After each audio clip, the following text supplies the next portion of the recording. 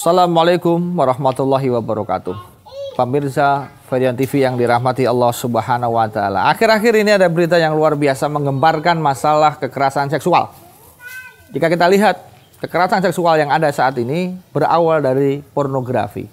Hampir pelaku pemerkosaan, pelaku pelecehan seksual, dan pembunuhan yang didahului dengan pemerkosaan itu diakibatkan karena sukanya mengkonsumsi pornografi.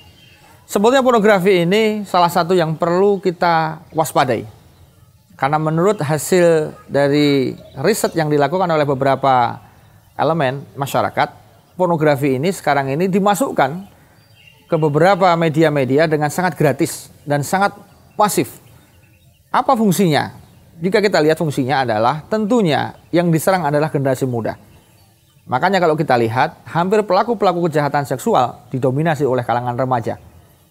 Beberapa kasus yang lalu di mana kekerasan seksual luar biasa dialami oleh orang, kemudian perempuannya dilakukan kekerasan yang sangat keji, di mana mohon maaf memasukkan cangkul ke kemaluan dari perempuan tersebut.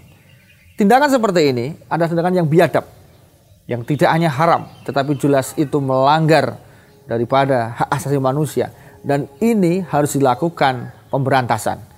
Salah satu yang bisa kita lakukan adalah saat ini kita berupaya untuk tidak membuat pornografi semakin melebar. Hal ini bisa dilakukan dengan cara setidaknya kita sendiri tidak punya file ataupun materi-materi tentang pornografi. Yang kedua, cobalah untuk kita membuat semacam pengaman untuk anak-anak kita sendiri agar mereka tidak bisa mengkonsumsi pornografi dengan enak. Dan kemudian tentunya kita berterima kasih pada pemerintah yang sudah melakukan pemblokiran situs porno dengan luar biasa. Meskipun demikian masih bisa lolos. Karena teknologi yang canggih bisa diakali dengan teknologi yang lebih canggih lagi. Tetapi setidaknya ada upaya dari pemerintah yang kemudian memblokir situs-situs porno. Upaya yang lain yang harus dilakukan adalah upaya membuat jera pelakunya. Karena pelaku-pelaku kejahatan seksual sebetulnya adalah pelaku-pelaku yang bisa mengilhami, menginspirasi orang lain untuk melakukan tindakan yang sama. Maka kemudian kita ambil salah satu contoh di Yaman misalnya. Ketika di Yaman ada orang yang melakukan kekerasan seksual, apalagi mengakibatkan korbannya meninggal dunia, maka yang dilakukan oleh yang bersangkutan atau pemerintah dalam hal ini adalah dia di hadapan banyak orang kemudian menembak mati dengan jarak dekat di kepalanya. Begitu tahu, masyarakat dikumpulkan untuk mengetahui ini loh pelaku kejahatan seksual dan dibunuh di hadapan massa, maka otomatis yang akan melakukan menjadi jera, mikir 1000 kali. Tapi ketika hanya di penjara, hanya membayar denda, maka pelakunya cenderung tidak pernah bisa jera karena rasa keadilannya tidak terpenuhi. Maka perlu kita berkaca dengan apa yang terjadi di Yaman. Setidaknya mungkin bisa dilakukan juga ada beberapa negara yang lain dengan cara mengebiri, dengan cara operasi dan lain sebagainya. Maka mulai saat ini kita harus hati-hati dengan pornografi karena sekarang sudah masuk ke semua aspek, semua lini kehidupan dan semua usia. Maka saatnya lah kita kemudian betul-betul menjadi orang yang memperbanyak amal soleh dan bergaul dengan orang-orang yang benar. Jika tidak, yang terjadi adalah memperturutkan hawa nafsu menjadi pilihan yang sangat sulit untuk tidak ditolak.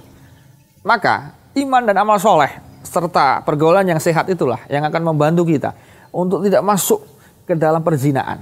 Karena zina sekarang sudah luar biasa. Semua lini orang melakukan perzinaan. Hampir. Ada di kalangan oknum ustadz, ada di kalangan oknum guru, ada di kalangan oknum pengusaha, ada di kalangan oknum pejabat.